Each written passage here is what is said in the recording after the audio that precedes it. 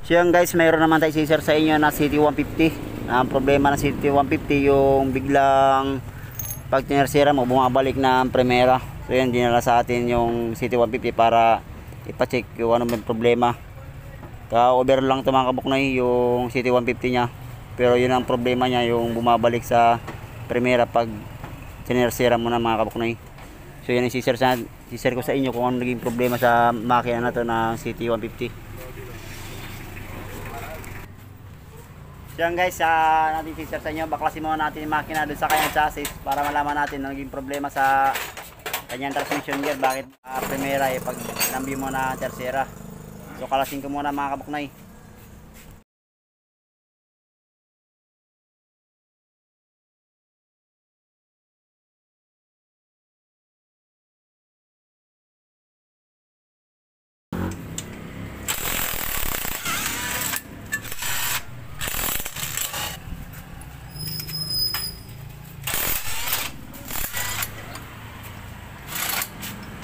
So yan guys, nabeba na natin yung makina.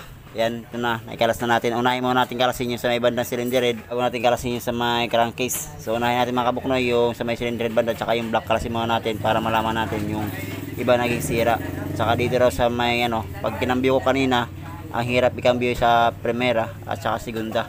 So pag tinersira mo naman sa bumabalik sa primera. Yun ang alamin natin mga kabuknoy kung ano naging problema sa makina ng CT150.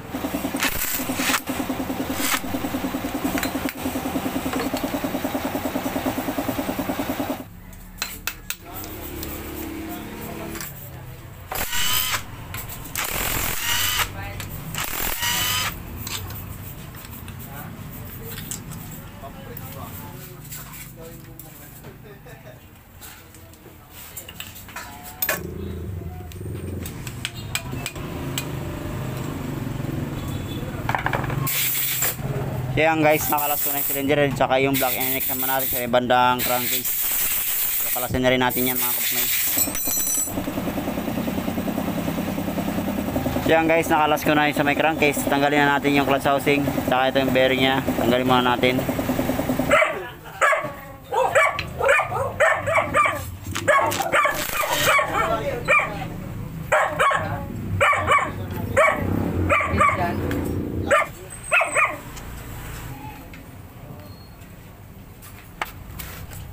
So yan guys, sinix na natin sa may magneto banda.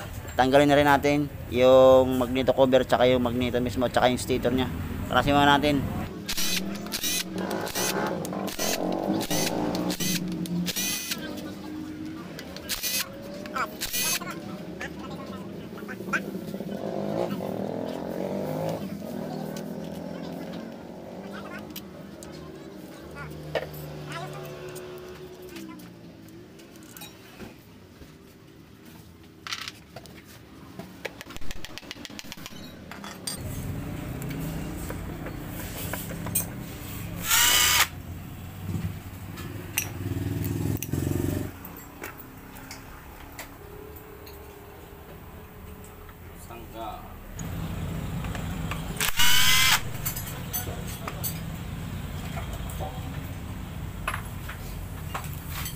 So yan guys, nakalas ko na yung bolt sa may bandang likod, yung sa may crankcase.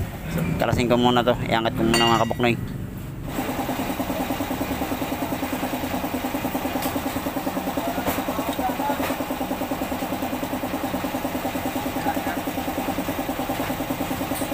So yan guys, nakalas na natin yung sa may intercover. Napapansin mga kabuknoy, yung gasket niya ginawa lang siguro, walang mabili siguro ang gasket kaya gumawa na lang ng bagong gasket o yung gamit ang bilamoid. Ito lang ang ginawa. So tanggalin muna natin. Ngayon sisik natin yung gear, isa-isahin natin yung gear kung ano naging problema. So yan guys, kalasin ko muna yung pin sa may yan, tanggalin muna natin yung gear. So ngayon malalaman natin kung ano naging problema sa kanyang transmission gear, bakit bumabalik sa primera pag naka-tercera.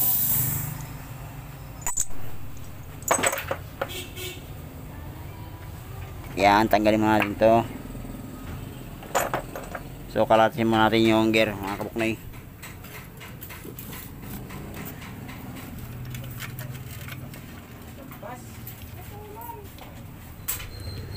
So yan guys, may napansin ako dito sa may kanyang gear. Siguro ito yung problema ng ng gear niya pag kumakalas yung bumabalik sa neutral yung tersera niya. So maluwag na yung sa may gear. Busing, kalasin ko muna yung gear para malaman natin kung anong naging problema, bakit sobrang kalug.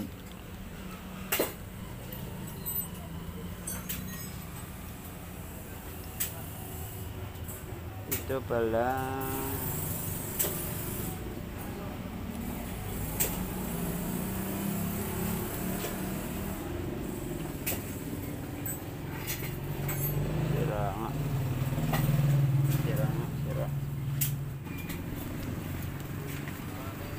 So ito na yung parts na makina ng CT150. So try natin itong gear na to. Ayan, mamaya kalasin natin isa-isa para malaman natin kung ano nagisira. Baka busing lang naman yung problema kaya ganun kumakapyos yung yung tersera niya. Kasi mahirap i-cambio.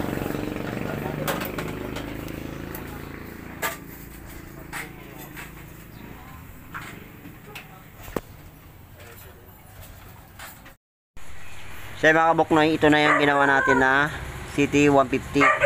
So wala tayong mabili na gear. Wala tayong mabili na gear dito sa kanyang transmission. Nagpunta na ako ng Caloocan, kung saan ako nagpunta, wala tayong makuha. Hindi na ako nakapunta na may bandang Taguig dun sa may Kawasaki mismo, sa Kawasaki Center, hindi na ako napumunta ron. So ang ginawa ko dito para magamit lang natin, meron akong mga binago, meron akong minasing shop. At saka dito naman sa may shifting drum, meron akong minasing shop din. Para hindi na tayo maglagay dito sa kanyang center gasket, kasi mahirap nga hanapin yung gasket sa center, wala mabili, overhauling gasket lang, pero yung center gasket nya wala akong makuha. So ang ginawa ko, meron akong mga binago rito sa transmission gear, meron akong ginawa dyan, at saka itong shifting drum meron akong ginawa para hindi na tayo maglalagay ng center gasket natin. So ayan. So ngayon itatry natin, pag mabuo natin yung makina, itatry natin lahat ng cambio kung papasok, hindi siya yung babalik sa primera. At saka hindi siya matigas i-cambio once na mag-cambio tayo ng primera, segunda, tercera hanggang quinta, hindi siya matigas. So ito na ngayon mga kabuknoy, nabuo ko na yung nahugasan ko na yung transmission, nalagyan ko na ng gasket maker. So ngayon lalagyan na natin ng side cover nya. So lagyan ko muna.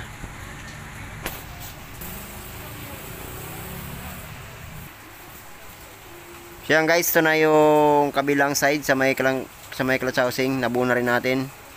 So ngayon lalagyan natin ng cover. Yan, binuo natin mga kabuknoy. So yan guys, sininix na natin sa may cylinder block.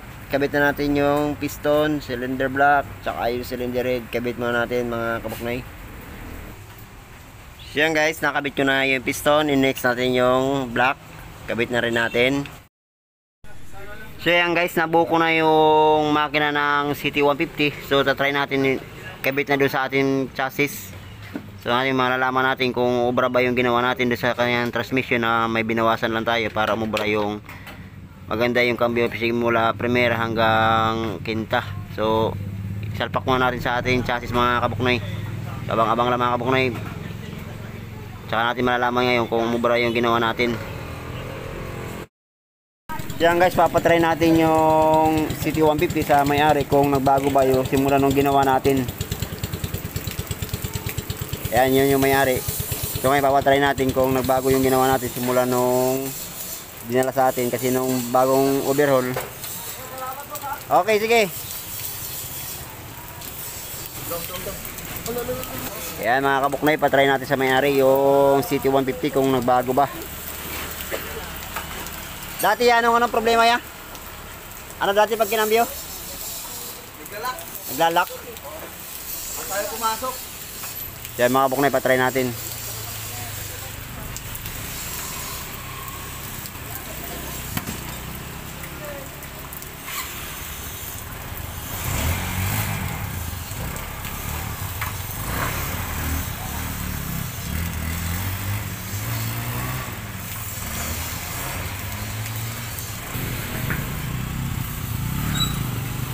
Ano boss?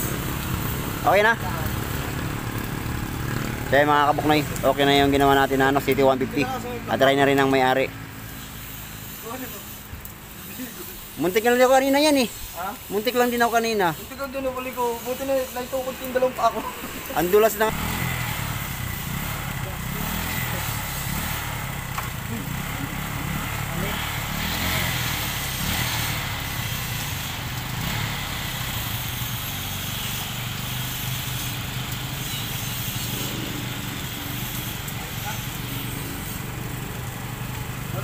Normal na yung garage na parang mainal. Alin?